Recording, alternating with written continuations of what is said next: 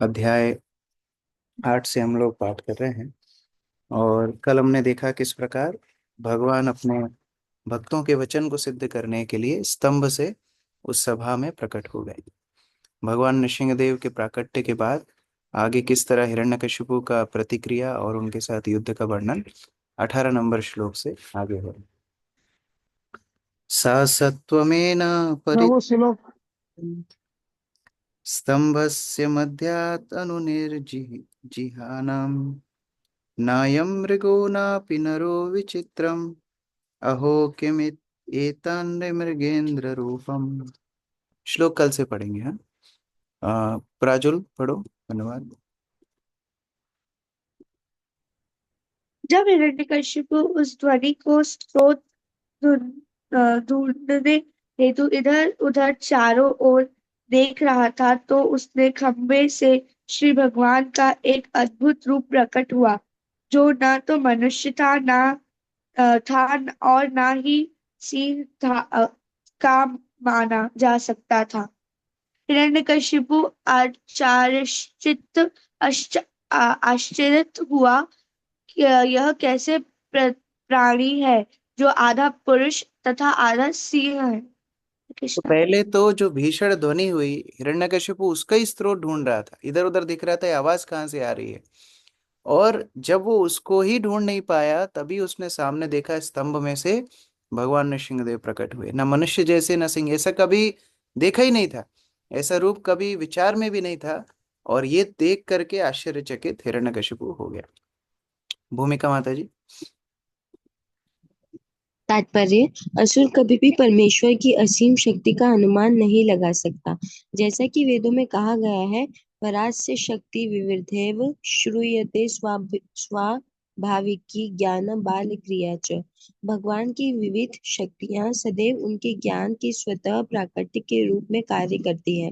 असुर के लिए निसंदेह यह आश्चर्यजनक बात है कि मनुष्य तथा सिंह के रूप में संयुक्त हो सक कि मनुष्य तथा सिंह के रूप संयुक्त हो सकते हैं, क्योंकि उसे भगवान की अजेय शक्ति का कोई अनुभव नहीं रहता, जिसके कारण अहम सर्वशक्तिमान कहा जाता है। अनु क्या असुर गण भगवान की सर्वशक्तिमत्ता को नहीं जान सकते। वे सदैव भगवान की तुलना अपने से करते हैं। अवजानन्ति मां मूढ़ा मानुषी तनुमाश्रितम्। ये मूढ़ अर्थात दूर्त सोचते हैं कि कृष्ण एक सामान्य मनुष्य है, जो अन्य मनुष्यों के हित के लिए प्रकट होते हैं। परम भाव भावम अजानन्तः। मूर्ख, धूर्त तथा असुर गण भगवान की परम शक्ति की अनुभूति नहीं कर पाते, किंतु भगवान सब कुछ कर सकते हैं। निसंदेह वे जो भी चाहें वह कर सकते हैं। जब हिरण्यकशिपु को ब्रह्मा जी से वर प्राप्त हुआ था, तो वह सोच रहा था कि वह सुरक्षित है, क्योंकि उसे वर प्राप्त था कि वह न तो किसी पशु द्वारा मारा जा सकेगा, न मनुष्य द्वारा। उसने कभी सोचा भी नहीं था कि पशु तथा मनुष्य संयुक्त होकर उसे आश्चर्यचकित कर देंगे। भगवान की सर्वशक्तिमत्ता का यही अर्थ है। प्रभुपाद इसमें उदाहरण दिया करते थे मिस्टर फ्रॉक का, डॉक्टर फ्रॉक, जो हम लोग हिंदी में कूप मंडूक बोलते हैं। तो कूप मंडूक क्या होता है? वो अपने हिसाब से किसी भी वस्तु का मापन करना चाहता है। जैसे मेंढक कुएं में रहता है, वो समुद्र का मापन कुएं के हिसाब से करना चाहता है। तो हिरण्यकशिपु ने सोचा था कि विष्णु कितना शक्तिमान होगा, लेकिन इस तरह कभी नहीं सोचा था कि ऐसे रूप में सामने आ जाएंगे। तो भगवान की शक्ति हमेशा जीव की सोच समझ से कई ज्यादा गुनी परे होती है। मीमांसमानस्य समुत्थितो घृतो नृसिंहरूपस्तदलं भयानकम् प्रतप्त चामी करचण्डलोचनं स्फुरत्शटाकेशरजिभृताननं करालुदंष्ट्रं करबालचञ्चल शूरान्तजीवं मुखोल्बणम् स्तब्धोर्ध्वकार्णं गिरिकन्दारभद्भुता व्यातस्य नासं हनुभेदभीषणम् दिवि स्पृशत्कायम् अदीर्घ पिबर ग्रीवोर्वक्षस्थलमल्पमध्यमम् चन्द्रां सुगौरैश्चूरितं तनूरुहैर्विसर् विस्वग् भुञ्जानेकशतं नखायुधम् दुरासदं सर्वनिजेतरायुध प्रवेकविद्रावितदैत्यदानवम्। नमिता माता जी।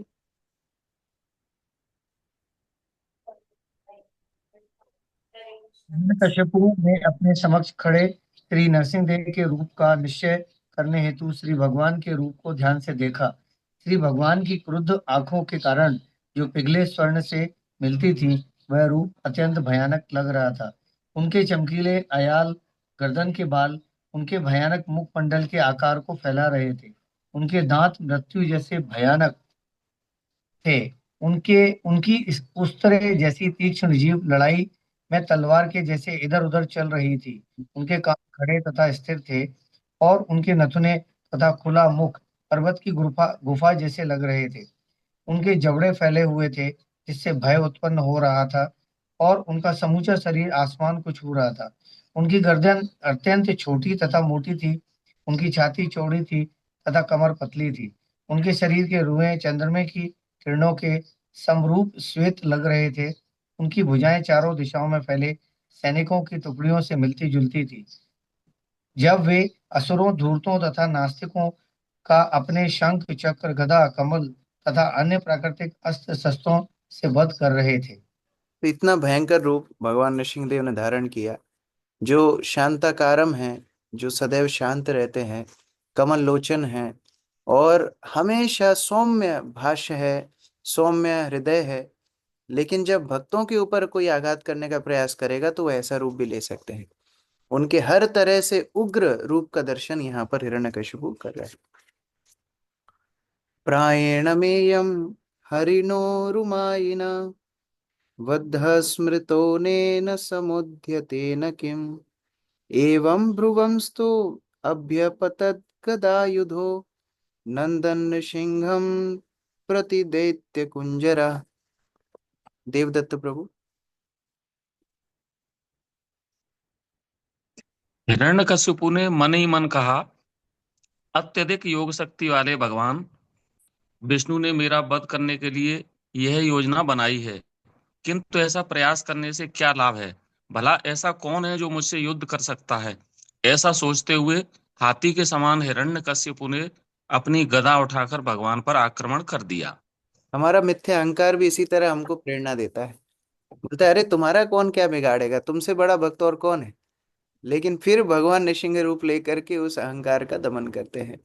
हिरण्यकशिपु सोच रहा है मेरे पास इतने वरदान हैं, कोई मुझे आज तक हरा नहीं पाया, और समझ रहा है ये साक्षात विष्णु है, लेकिन फिर भी मन में क्या विचार है, ये मेरा कुछ नहीं बिगाड़ पाएगी। सुजाता माता जी। तात्पर्य। कभी कभी जंगल में सिंहों तथा हाथियों के मध्य युद्ध होता है। यहाँ पर भगवान सिंह रूप में प्रकट हुए और हिरण्यकश्यपु ने निडर हाथी की तरह उन पर आक्रमण कर दिया। सामान्यतः हाथी सिंह से हार जाता है, अतः इस श्लोक में दी गई उपमा युक्ति युक्त है। हरे कृष्ण। अलक्षितोऽग्नौ पतितः पतंगमो यथा नृसिंहो जसिसोऽसुरस्तदा न तद्विचित्रं खलु सत्त्वधामनि स्वतेजसा पुरा पिबत्तमः।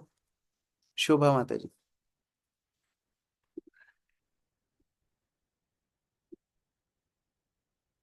रागिनी प्रिया माता जी। जिस प्रकार बेचारा छोटा पतंगा पर बस अग्नि में गिर दृश्य हो जाता है, उसी प्रकार जब हिरण्यकशिपु ने अत्यंत तेजों में श्री भगवान पर आक्रमण किया तो वह अदृश्य हो गया। वह आश्चर्यजनक नहीं है, क्योंकि श्री भगवान सदैव शुद्ध सत्व की स्थिति में रहते हैं। प्राचीन काल में सृष्टि के समय वे अंधकार में ब्रह्मांड में प्रविष्ट हो गए थे और उसे उन्होंने अपने आध्यात्मिक तेज से प्रकाशित कर दिया था। हरे कृष्ण। तो पिछले श्लोक में सुखदेव गोस्वामी बोल रहे हैं कि हाथी के जैसा है, हाथी के जैसा उसका अहंकार हो सकता है, लेकिन फिर अगले श्लोक में बोले नहीं नहीं हाथी नहीं, वो तो कीड़ा मकोड़े के जैसा है। जैसे पतंग अग्नि में प्रवेश कर जाता है, इसी तरह हिरण्यकशिपु ये भगवान नृसिंहदेव से युद्ध करने के लिए कूदा, लेकिन इसको पता नहीं कि ये अग्नि में प्रवेश कर रहा है, इसका तो वध होने वाला है। अनुपमा माता जी। तात्पर्य। श्री भगवान सदैव शुद्ध स्तव में स्थित रहते हैं। यह भौतिक जगत सामान्यतः तमोगुण द्वारा नियंत्रित होता है, किंतु आध्यात्मिक जगत श्री भगवान तथा उनके तेज की उपस्थिति के कारण तमो, रजो या दूषित सत्गुण के द्वारा होने वाले समस्त कल्मशों में से सर्वथा रहित है। यद्यपि इस भौतिक जगत में भी ब्राह्मणोचित गुणों के रूप में सत्वगुण का रंच मात्र पाया जाता है, किंतु कभी कभी ऐसे गुण रजो तथा तमोगुणों के प्राबल्य के कारण अदृश्य हो जाते हैं, किंतु श्री भगवान सदैव दिव्यतः स्थिर रहते हैं। अतएव रजो तथा तमोगुण उनका स्पर्श भी नहीं कर पाते। जब भी श्री भगवान विद्यमान रहते हैं, तब तमोगुण के कारण कोई भी अंधकार वहां टिक नहीं सकता। तो ऐसा नहीं श्री सोचना चाहिए कि भगवान अगर पशु रूप में आए तो वो तमोगुण से ग्रसित हैं, मनुष्य रूप में आए तो रजोगुण से ग्रसित हैं, देव रूप में आए तो सतोगुण से ग्रसित हैं। सारे गुणों से प्रधान हैं भगवान। जैसे सृष्टि के शुरुआत में 3 गुणों की उत्पत्ति भगवान के दृष्टिपात से होता है, तो वो 3 गुण भगवान को कभी कभी आच्छादित नहीं कर सकते। इसीलिए यद्यपि इस रूप में आए हैं, लेकिन कभी ये विचार नहीं किया जा सकता कि 3 गुणों के अधीनस्थ ये शरीर है। शालिनी माता जी। श्री चैतन्य चरितमृत में कहा गया है, कृष्ण सूर्य सम माया, माया है अंधकार, यहाँ कृष्ण ताहा नहीं माया अधिकार। भगवान प्रकाश है और अविद्या अंधकार है। जहाँ भगवान रहते हैं वहाँ अविद्या नहीं रहती। वह भौतिक जगत तमोगुण से और आध्यात्मिक जीवन के अज्ञान से पूर्ण है, किंतु भक्ति योग से यह अज्ञान जाता रहता है। भगवान का प्राकट्य इसलिए हुआ क्योंकि प्रहलाद महाराज ने भक्ति योग प्रदर्शित किया, और जो ही भगवान प्रकट हुए त्यों ही हिरण्यकश्यपु ने रजो तथा तमोगुण का प्रभाव जाता रहा, क्योंकि भगवान का शुद्ध सतोगुण या ब्रह्म तेज प्रधान हो गया। उस प्रखर तेज के समक्ष हिरण्यकश्यपु अदृश्य हो गया, अर्थात उसका प्रभाव नगण्य हो गया। शास्त्र में यह बताने के लिए कि भौतिक जगत का अंधकार किस प्रकार भाग जाता है उदाहरण प्राप्त है। जब ब्रह्मा गर्भोदक्षाई विष्णु के उदर से निकले, कमल से उत्पन्न हुए, तो उन्होंने देखा कि सब कुछ अंधकारमय है, किंतु जब उन्हें भगवान से ज्ञान प्राप्त हो गया तो सब कुछ स्पष्ट हो गया कि जिस तरह रात्रि से सूर्य प्रकाश में आने पर प्रत्येक वस्तु स्पष्ट दिखने लगती है। मुख्य बात तो यह है कि जब तक हम प्रकृति के गुणों में रहते हैं तब तक हम सदैव अंधकार में रहते हैं। यह अंधकार भगवान की उपस्थिति के बिना दूर नहीं हो पाता, जिसका आह्वान भक्ति योग विधि से किया जाता है। भक्ति योग से कल्मश विहीन दिव्य स्थिति उत्पन्न होती है। हरे कृष्ण। इस प्रकार भगवान सारे तमस अंधकार को दूर करने वाले हैं। केवल तेज बाह्य रूप से हिरण्यकश्यप को प्रभावित नहीं कर रहा, लेकिन हिरण्यकश्यपु यहाँ पर हमारे अनर्थों का प्रतिबिंब बन करके एक सिंबल ऑफ अनर्थस हिरण्यकश्यपु खड़ा हुआ है। और हिरण्यकश्यपु के सामने भगवान का तेज उस भक्ति के समान है जो सारे अनर्थों का शमन करने में सक्षम है। लेकिन भगवान को तो थोड़ी फाइटिंग भी करनी है, तुरंत मार सकते थे, लेकिन वीर रस का स्वादन भी करना है। तब ततो विपद्या भयहनन महासुरो रुषा नृसिंहम गदयोरुवेगया तम विक्रमंतम सगदम गदाधरो महोरगम तार्क्ष्यश्रुतो यथा गृहीत। मोनिका माता जी।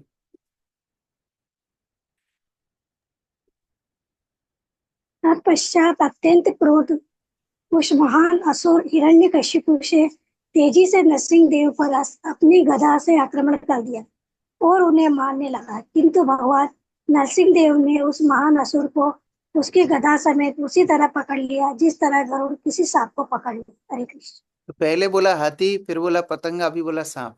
सांप क्यों बोला? क्योंकि सांप को मारने में सबको प्रसन्नता ही होती है, किसी को दुख नहीं होता अरे इतना बड़ा सांप था बेचारे को मार दिया, नहीं, सब खुशी होते हैं।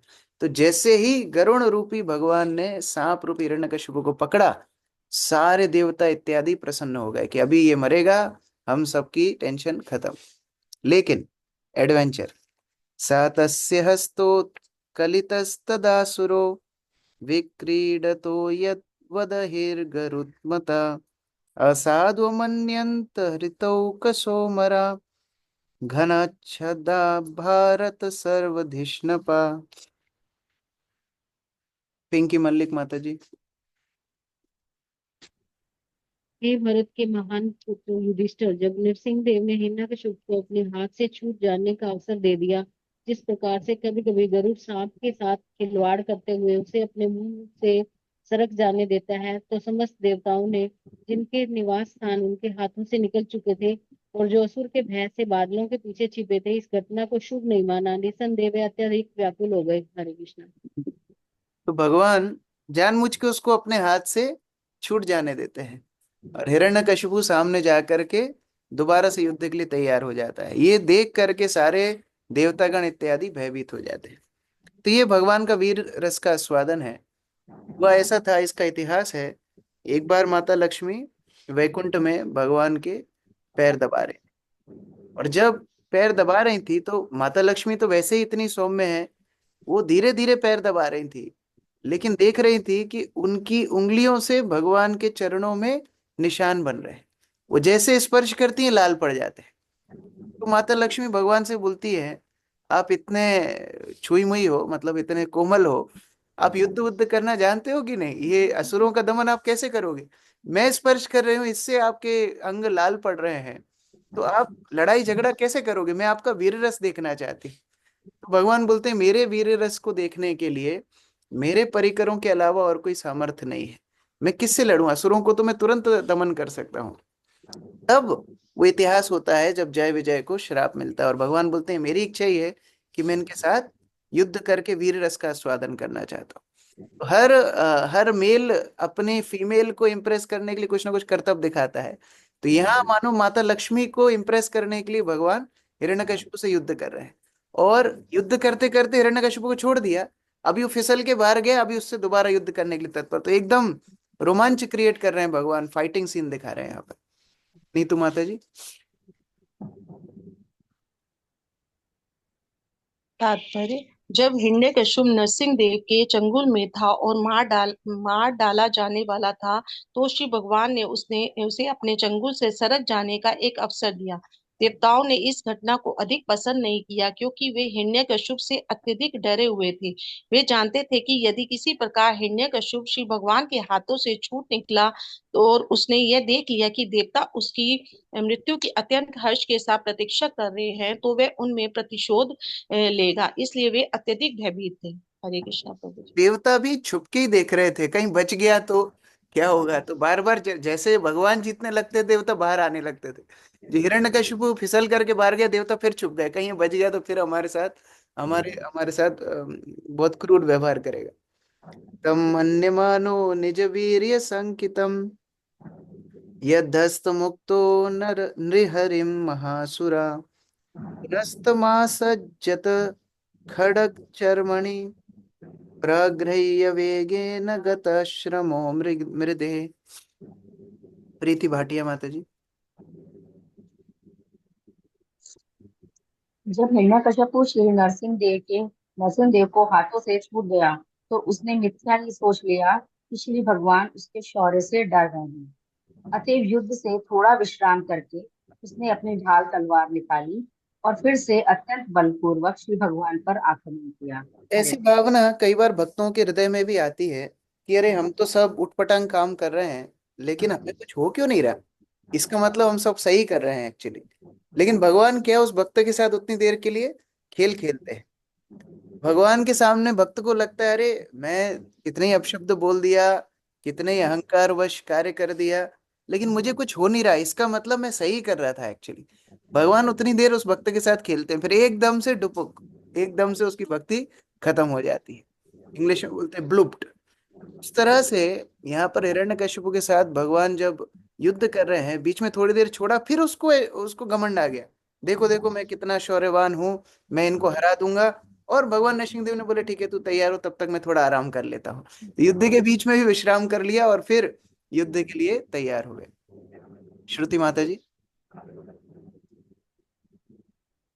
जब पापी व्यक्ति भौतिक सुविधाएं भोगता है तो मूर्ख लोग कभी कभी सोचते हैं यह कैसी बात है कि यह पापी तो आनंद कर रहा है जबकि पूर्ण आत्मा कष्ट पा रहा है। परमेश्वर की इच्छा से कभी कभी पापी व्यक्ति को भौतिक जगत का भोग करने का अवसर प्रदान किया जाता है। मानव वह प्रकृति के चंगुल में है ही नहीं, इस तरह वह मूर्ख बन जाता है। पापी व्यक्ति को जो प्रकृति के नियमों के विरुद्ध कार्य करता है दंड मिलना चाहिए, किंतु कभी कभी उसे उसी तरह क्रीड़ा करने का अवसर प्रदान किया जाता है जिस तरह नरसिंह देव के चंगुल से मुक्त होने पर हिरण्यकश्यप को दिया गया। हिरण्यकश्यप को अंततः नरसिंह देव के हाथों मरना था, किंतु कौतुक कौतुक दिखाने के लिए ही उन्होंने उसे अपने हाथों से छूटने का अवसर प्रदान किया। तो गुरु महाराज जी के प्रवचन में बोल रहे थे कि माया भी इसी तरह करती है। माया क्या करती है, पहले हमारे मिथ्या अहंकार को बढ़ाती जाती है। अरे तुम तो बहुत महान हो, तुम तो बहुत स्पेशल हो, तुम तो बहुत सुंदर हो, तुम तो बहुत मेधावी हो, तुम तो बहुत समझदार हो, ऐसा ऐसा अहंकार को, भुग्गे को बढ़ाती है। और जब एकदम अहंकार चरम सीमा पे आ जाता है, फिर माया बोलती है अब आओ, अब मैं तुम्हारी गर्दन काटूंगी, अभी you are perfect candidate to be slaughtered in the material world. तो उसी तरह बाहर से देखने में कभी लगता है कि अरे इतने अपराध कर रहे हैं, इतने गड़बड़ कर रहे हैं, उसके बाद भी इनका कुछ नहीं हो रहा। नहीं, भगवान वो थोड़ी देर उनके साथ खेल खेल रहे हैं। तम शेन वेगम शतचंद्र वर्तम भी यरंतमच्छिद्रमुपरि अधोहरि कृत्वा कृत्वाट्टहासं खरमुत्स्वनोल्बणं निमीलिक्षिताक्षं जगृहे महाजवा। रेखा माता जी। अट्टहास करते हुए अत्यंत प्रबल तथा शक्तिशाली पूर्ण पुरुषोत्तम भगवान नारायण ने हिरण्यकशिप को पकड़ लिया, जो किसी प्रकार का वार करने की संभावना छोड़े बिना अपनी तलवार ढाल से अपनी रक्षा कर रहा था। वह कभी बाज की गति से आकाश में चला जाता और कभी पृथ्वी पर चला आता था। वह नरसिंह देव के अट्टहास के भय से अपनी आंखें बंद किए था। हरे कृष्ण। तो अपनी ढाल इत्यादि से अपने आप को बचाने का प्रयास कर रहा है, जैसे जीव भी अपने तथाकथित आश्रयों से अपने आप को बचाने का प्रयास करता है। भगवान हमारे ऊपर हंसते होंगे, कह रहे तू तेरे रक्षा अपने आप कर लेगा, ये सारी चीजें तुझे बचा लेंगी, कोई नहीं बचा पाएगा। हिरण्यकशिपु के ऊपर भगवान हंस रहे हैं और वो हंसी से भयभीत हिरण्यकशिपु हो रहा है, इधर उधर भाग रहा है। विश्वक्स्फुरन्तम गृहणातुरम हरे व्यालो यथा खून कुलिशाक्षत त्वचम द्वारे उरम आपत्य ददार लीलया नैखैर्यथा हिम गरुड़ो महाविषम। राजीव प्रभु। जिस प्रकार कोई सांप किसी चूहे को या कोई गरुड़ किसी अत्यंत विषैले सर्प को पकड़ ले, उसी तरह भगवान नरसिंह देव ने उस हिरण्यकशिपु को पकड़ लिया, जिसकी त्वचा में इंद्र का वज्र भी नहीं घुस सकता था। जो ही पकड़े जाने पर वह अत्यंत पीड़ित होकर अपने अंग इधर उधर तथा चारों ओर हिलाने लगा। त्यों ही नरसिंह देव ने उस असुर को अपनी गोद में रख लिया और अपनी जांघों का सहारा देकर उस सभा भवन की देहली पर अपने हाथ के नाखूनों से सरलता पूर्वक उस असुर को छिन्न भिन्न कर डाला। हरे कृष्ण। बस अब अंत है, पकड़ करके भगवान ने अपनी जांघों के ऊपर रखा और हिरण्यकशिपु के छाती को फाड़ दिया। भक्ति वेदांत हॉस्पिटल जो इस्कॉन का है, वहाँ के ऑपरेशन थिएटर में नरसिंह देव का चित्र लगाया हुआ है। तो एक पेशेंट था, ज्यादा नहीं जानता था, वो आकर के जब ऑपरेशन थिएटर में लाया गया तो उसने पूछा डॉक्टर को ये कौन है? बोला ये भगवान है। बोले ये क्या कर रहे हैं? बोले ये ऑपरेशन कर रहे हैं, ये सृष्टि का पहला ऑपरेशन है। तो बोले पेशेंट बचा क्या? बोले नहीं, पेशेंट तो नहीं बचा, लेकिन सर्जरी सक्सेसफुल हो गई। तो इस तरह से ये सृष्टि की सर्वप्रथम सर्जरी भगवान हिरण्यकशिपु की छाती को फाड़ते हैं। आरती माता जी। अनिकेत प्रभु। तात्पर्य। हिरण्यकशिपु को ब्रह्मा जी से वरदान प्राप्त था कि वह न तो स्थल पर मरेगा न आकाश में। अतएव ब्रह्मा जी के वचन को अक्षत बनाए रखने के लिए नरसिंह देव ने हिरण्यकशिपु के शरीर को अपनी गोद में रख लिया, जो न तो स्थल था न आकाश। उसे यह भी वरदान मिला था कि वह न तो रात्रि में मरेगा न दिन में। अतएव ब्रह्मा के इस वचन को रखने के लिए भगवान ने हिरण्यकशिपु को संध्या समय मारा, जो दिन का अवसान था तथा रात्रि का शुभारंभ, किंतु जो न तो दिन था न रात। उसने ब्रह्मा जी से यह भी वर प्राप्त किया था कि वह ना तो किसी हथियार से मरे, ना किसी मृत या जीवित व्यक्ति के द्वारा। अतएव ब्रह्मा के वचन को रखने के लिए भगवान नृसिंहदेव ने हिरण्यकशिपु के शरीर में अपने नाखून घुसेड़ दिए, जो ना तो हथियार थे, ना ही मृत या जीवित थे। निस्संदेह नाखूनों को मृत कहा जा सकता है, किंतु साथ ही उन्हें जीवित भी कहा जा सकता है। ब्रह्मा के समस्त वरदानों को अक्षत बनाए रखने के लिए भगवान नरसिंहदेव ने उस महान असुर हिरण्यकशिपु को अत्यंत विषम स्थिति में किंतु अत्यंत सरलता से मार डाला। तो जितने वरदान हिरण्यकशिपु ने मांगे थे उन सभी को परास्त किया भगवान ने। यहाँ पर दो शिक्षाएं भगवान दे रहे हैं। एक तो ब्रह्मा जी के वचनों का सम्मान भगवान ने रखा, भगवान अपने भक्तों के वचनों का हमेशा सम्मान रखते हैं। और दूसरा, भगवान ये भी बताना चाहते हैं कि जीव भगवान से ज्यादा चतुर नहीं बन सकता। वो बहुत चतुराई दिखाएगा कि मैं देखो इस तरह बच गया, मैंने इस तरह धोखा दे दिया, मैंने गुरु को धोखा दे दिया, मैंने वैष्णव को धोखा दे दिया। लेकिन भगवान ये सिद्ध कर देते हैं कि सबसे चतुर भगवान ही है। जितना भी प्रयास जीव करेगा, भगवान के पास समाधान है उसको सुधारने के लिए। तो इस प्रकार हिरण्यकशिपु का वध हुआ। कल हम लोग पाठ करेंगे किस प्रकार नृसिंहदेव का क्रोध और देवताओं द्वारा भगवान नृसिंहदेव का स्तुति गान। हरे कृष्ण। जगत गुरु श्रील प्रभुपाद की जय। समवेत भक्त वृंद की जय। ताई गौर प्रेमानंदे।